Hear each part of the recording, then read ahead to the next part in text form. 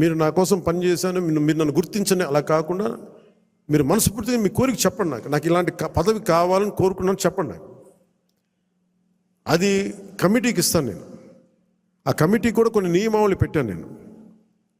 ఎలా చేశారు, ఏం చేశారు, పార్టీకి ఎంత చేశారు, కార్యకర్తలతో ఎలా మమేకమయ్యారు, ఇవన్నీ దృష్టిలో పెట్టుకొని వాళ్ళకి ఇవ్వాల్సిన గుర్తింపు ఆ బేరీ చేసుకుని ఇప్పించేస్తాను.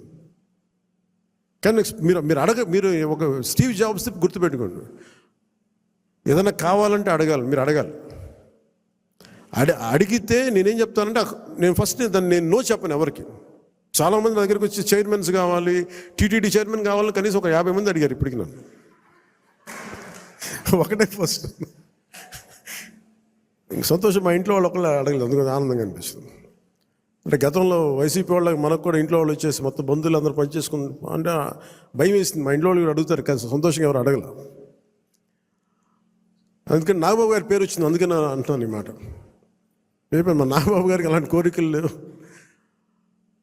ఆయన నిరాకారాన్ని ప్రార్థించే వ్యక్తి.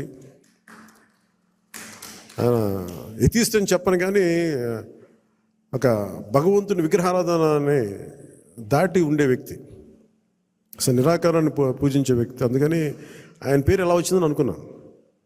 చాలా ప్రతిదీ కూడా మీరు అడగండి, నేను దానికి నో చెప్పను, నేను పరిశీలిస్తాను.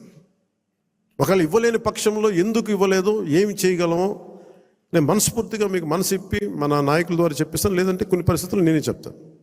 అందుకని దీని పెద్ద మనసుతో మీరు అందరూ అర్థం చేసుకొని మీరు అడగడం అయితే అస్సలు మీరు ఇబ్బంది పడదు. మీరు అడగండి మనస్ఫూర్తిగా.